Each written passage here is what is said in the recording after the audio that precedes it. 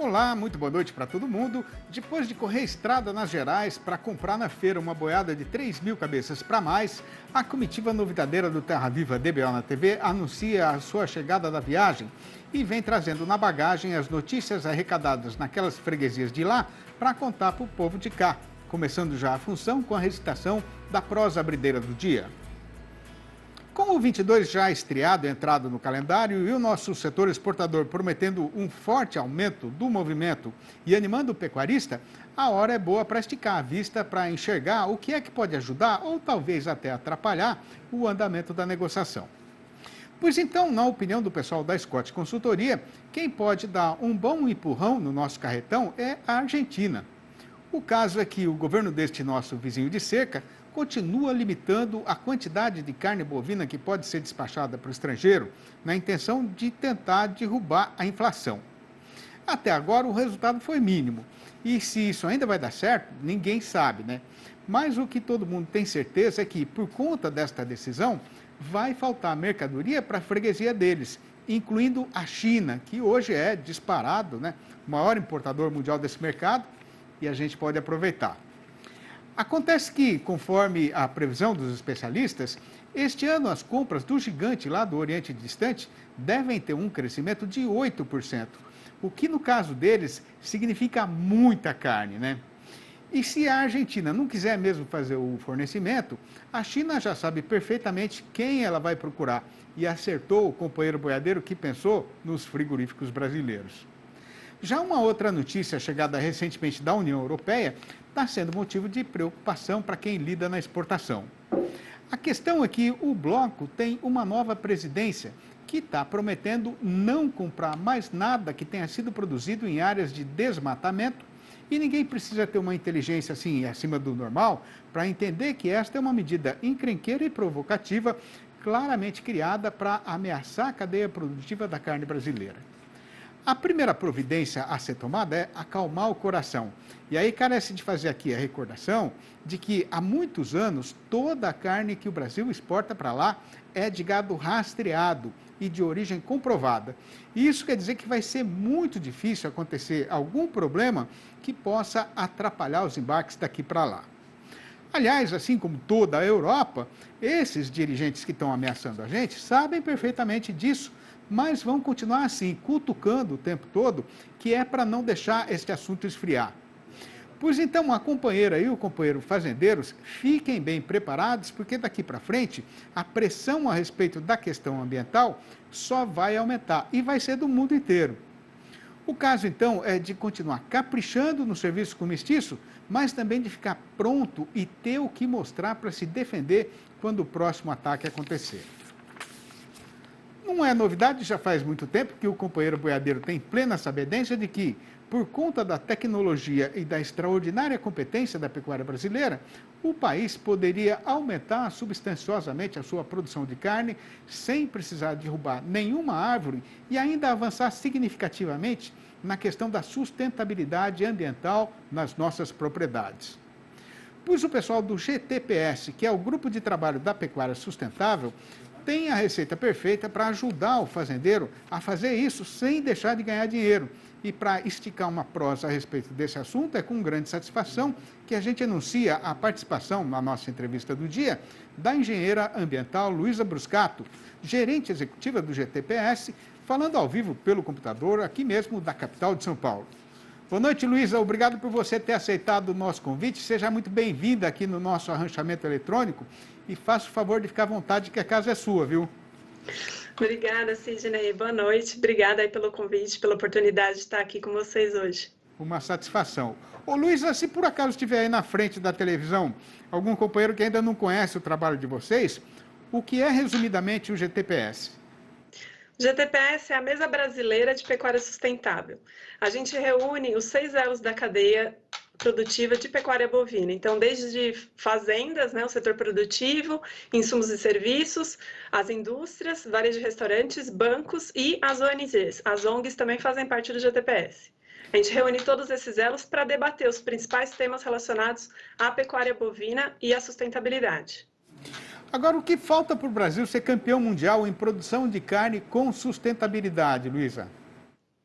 Olha, A gente já tem a legislação mais rigorosa e ambiental, que é o nosso Código Florestal Brasileiro. Acho que o primeiro passo e o mais importante agora é a gente conseguir implementar o Código Florestal na sua totalidade.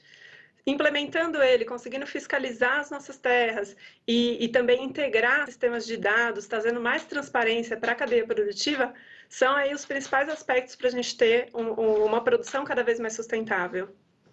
Agora, por que é que o Brasil ainda está pelejando para resolver o problema do desmatamento ilegal no país? Tá. O desmatamento ilegal, ele está diretamente relacionado ao roubo de madeira. Então, a gente sabe que, infelizmente, ainda tem aí essa questão que a gente precisa resolver, relacionada diretamente à extração de madeira ilegal e também à grilagem de terras. Então, esses aspectos são os principais para a gente atacar. Então, são questões de fiscalização mesmo. Agora, por que é que a pecuária brasileira não precisaria mais desmatar para aumentar a sua produção e a sua produtividade, Luísa? A pecuária, a gente tem, hoje, o Brasil ele tem o maior rebanho comercial do mundo, mas a gente é o segundo maior produtor de carne. O que isso quer dizer para a gente? Quer dizer que a gente tem esse gap, tem esse nível de produtividade que a gente tem para alcançar para a gente se tornar o maior produtor. Ou seja, a gente consegue aumentar a produtividade sem desmatar a terra, porque a gente tem a oportunidade de fazer um bom manejo do solo, das pastagens, melhorar a genética, melhorar a nutrição animal, a gente conseguir fazer uma engorda mais rápida, abater, reduzir o tempo de abate. Então, tem vários aspectos que a gente consegue melhorar, aumentar a nossa produtividade sem precisar de mais terra. Ô Luiz, agora, por que é que está errado acusar a pecuária de ser a grande responsável pelo desmatamento e pela produção de gases de efeito estufa no Brasil? Legal. Assim, a pecuária, ela não é a causadora do desmatamento. Como eu falei, o grande causador é o roubo de terras e a extração ilegal de madeira. Então, esse é o causador. A pecuária acaba sendo uma consequência. Para ocupar essa terra, a maneira mais fácil acaba sendo colocando gado, né? Mas não é o causador, é uma consequência. Então, e com relação à emissão de gases do efeito estufa, existe uma distorção no uso desse termo. A pecuária, sim, ela emite muitos gases, mas se você olhar para a produção brasileira, que hoje 85% da produção brasileira é predominantemente a pasto. Então, se você olhar a produção dentro de uma fazenda e olhar o termo do balanço de gases do efeito estufa, você vai ver que a captura que tem dos gases do efeito estufa pelo crescimento da pastagem, ele às vezes, em alguns casos, é igual ou até negativa a emissão que tem naquela fazenda, porque o que o animal emite está sendo captado ali pelo capim que ele está ingerindo. É claro que não é em todos os casos, a gente precisa ter um manejo da pastagem adequada, enfim, tem que ter as boas práticas agrícolas que são importantes ali para gerar esse resultado positivo. Agora, Luísa, dá para aumentar a sustentabilidade da pecuária brasileira e ganhar mais dinheiro com isso? Sem dúvida. A sustentabilidade, um dos tripés da sustentabilidade é o econômico. Então, se não for sustentável para o bolso, se não for financeiramente viável, não é sustentável. Então, a gente tem que olhar, além dos aspectos sociais e ambientais, também para a questão econômica. A parte de gestão da fazenda ela é muito importante. Então, olhar para as questões administrativas, para a parte de produtividade, tem que fazer sentido a conta no final. É claro que assim, o produtor ele vai precisar investir para ter um retorno a longo prazo da sustentabilidade, sim. E para isso aí a gente precisa melhorar as questões dos aspectos de financiamento bancário, linhas de crédito mais acessíveis para os produtores rurais. Então precisamos desse apoio aí também de políticas públicas para apoiar o setor. É isso que eu ia te perguntar agora, né? O que é que a gente precisa fazer no Brasil para aumentar o número de fazendas que investem para valer na sustentabilidade da produção pecuária e não só pôr uma placa lá na porteira dizendo que a fazenda é sustentável? Legal, acho que então o primeiro ponto é esse, a questão da viabilidade econômica, né? Então, ter mais linhas de créditos, apoio ao produtor rural, subsídios, enfim, melhorar e facilitar o acesso do produtor a esses créditos. Um outro ponto é a questão da educação, né? Do produtor conseguir fazer uma avaliação da sustentabilidade dentro da fazenda dele. Para isso, inclusive, o GTPS tem uma ferramenta gratuita que chama GIPS, que é o nosso guia de indicadores. Então, nessa ferramenta, é um site, o produtor acessa, se cadastra, e ali ele responde um questionário. Algumas perguntas são uns indicadores de sustentabilidade. E ele consegue ter no final um relatório que vai gerar para ele uma nota de desempenho, uma autoavaliação do nível de sustentabilidade da fazenda dele. E a partir dali, ele também pode gerar ideias, enfim, insights para ele poder decidir o que ele vai implementar primeiro na fazenda. Então, a gente avalia vários aspectos. Questão de manejo, como eu falei, genética, nutrição animal, questão ambiental, questão social, questão administrativa, produção. Então, a gente olha para todos esses aspectos da sustentabilidade. Então, conhecimento também é uma forma de aumentar essa implementação e ter mais fazendas sustentáveis no Brasil. Para a gente arrematar a prosa rapidamente, Luísa, ficar um dia da semana sem comer carne ajuda a proteger a camada de ozônio da Terra? Olha, essa pergunta é bem complexa, né? Eu acredito que assim, a gente precisa olhar para todas as nossas escolhas de consumo, né? O que eu quero consumir e avaliar. Eu preciso trocar de celular todo ano, por exemplo? Eu preciso trocar de carro todo ano?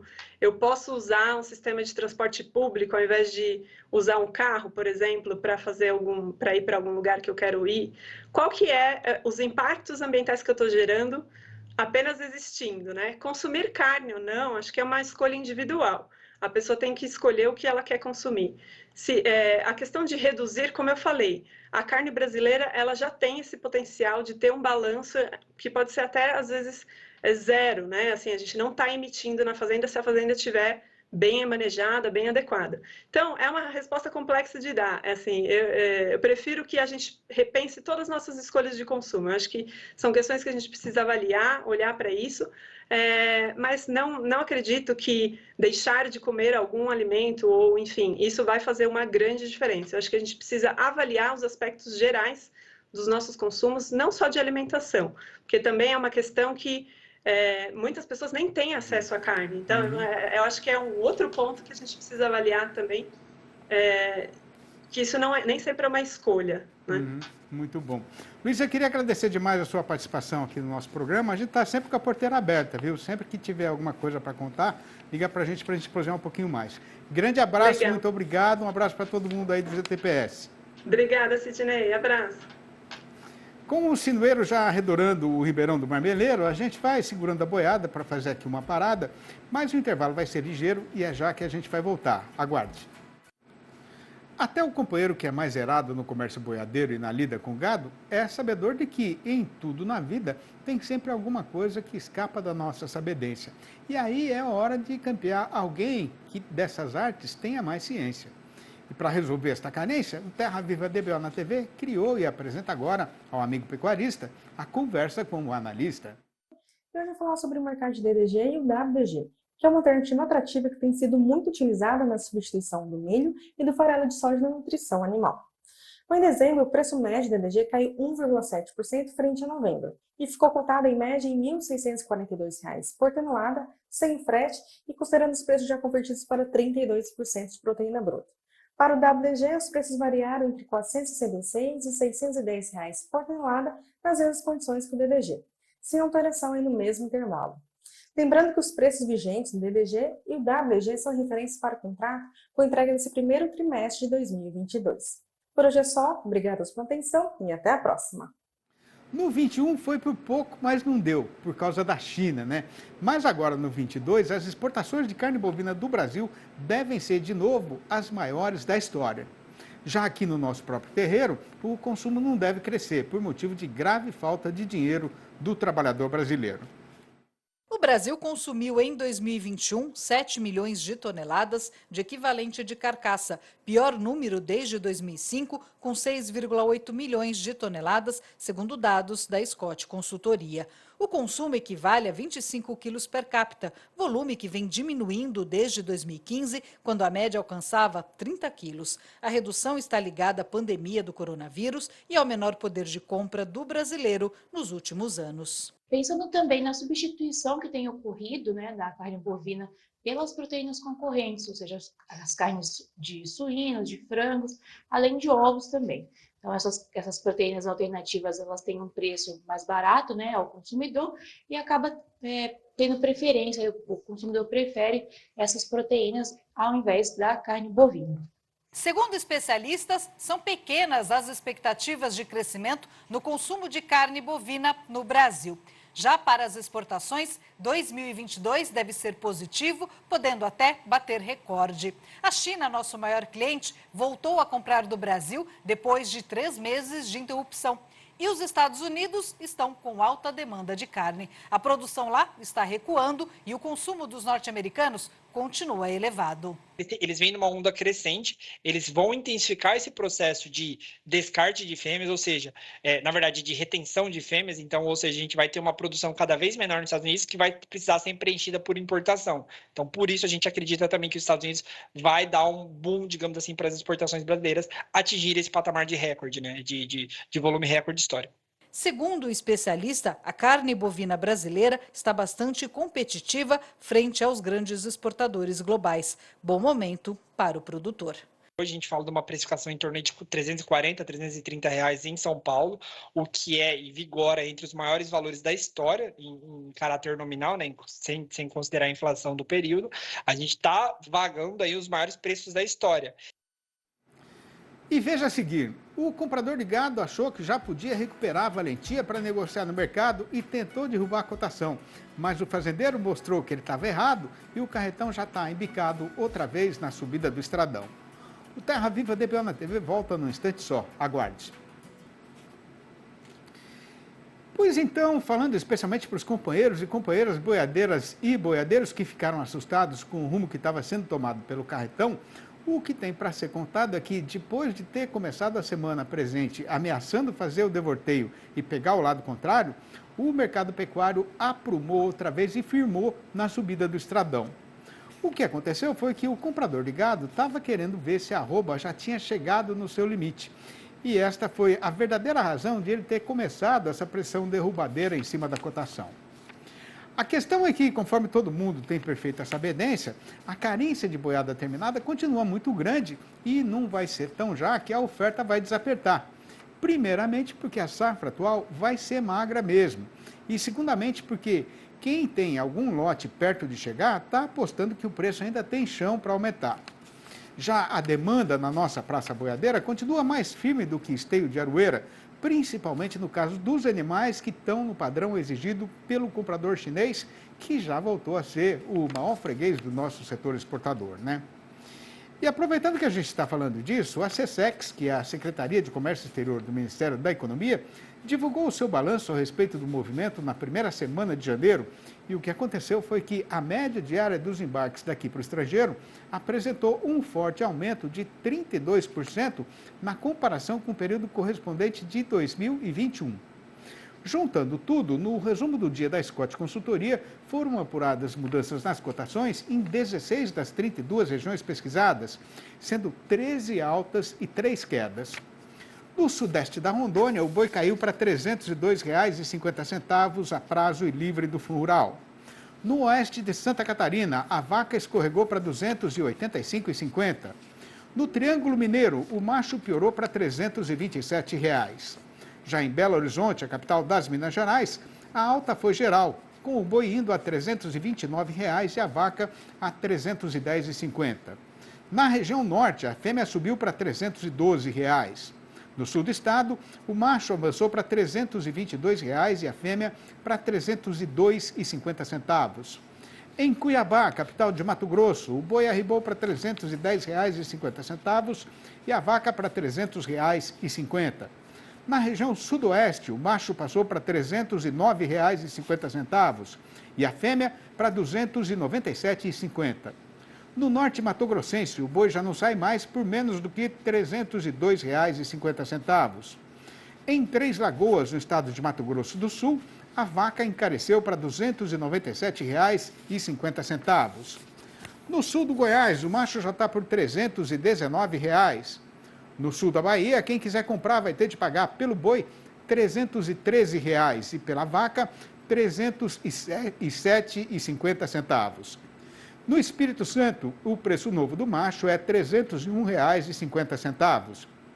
No Rio de Janeiro, a conversa agora começa com o boi a R$ 309,50 e a vaca a R$ 295,50. No oeste do Maranhão, o dono do frigorífico está sendo obrigado a pagar pela fêmea R$ 277. No oeste do Rio Grande do Sul, subiu tudo, com o boi sendo vendido por R$ 11,10 o quilo vivo, o que corresponderia a R$ 333 se o negócio fosse por arroba. Já a vaca aumentou para R$ 10,65 o quilo, ou R$ 319,50 por arroba. Em Barretos e em Araçatuba, aqui no estado de São Paulo, mais uma vez o caso foi de estabilidade, com o macho ficando parado no valor de R$ 333. Não foi por ilusão nem vaidade que a nossa peonada se dispôs a enfrentar essa empreitada por aquelas terras pioneiras do Alto Sertão brasileiro. Do ponteiro ao último boiadeiro, quem abraçou a nossa bandeira e entrou nesse eito foi por trazer no peito a certeza de ter como obrigação mostrar com clareza requerida a novidade que estava sendo acontecida lá longe da cidade e o tamanho da nossa capacidade de construir o alicerce de uma nação renovada e fortalecida. Quando o caboclo traz o sertão no coração, tudo na lida e na vida serve de inspiração para fazer poesia. E foi justamente desse jeito, juntando retratos e lembranças das minhas andanças por esse chão brasileiro, que eu escrevi o meu quarto livro, batizado de Versinhos de Caipira Inteirou os Quatro, que está sendo mostrado aí na fotografia. Se os companheiros e as companheiras, boiadeiras ou não, quiserem saber como fazer para comprar um exemplar ou logo a coleção inteira, podem ligar aqui no meu telefone particular, que é o 11 98 224 1807, ou mandar um e-mail para sidneymastio@uol.com.br, ou ainda achar o meu nome lá no Facebook. E a serventia desse verso recitado é anunciar ao povo desta freguesia a nossa despedida, mas já fica aqui prometida a volta do Terra Viva DBO na TV para amanhã, às 6h30 da manhã e às 7h25 da noite. Um abraço para todo mundo e até lá então.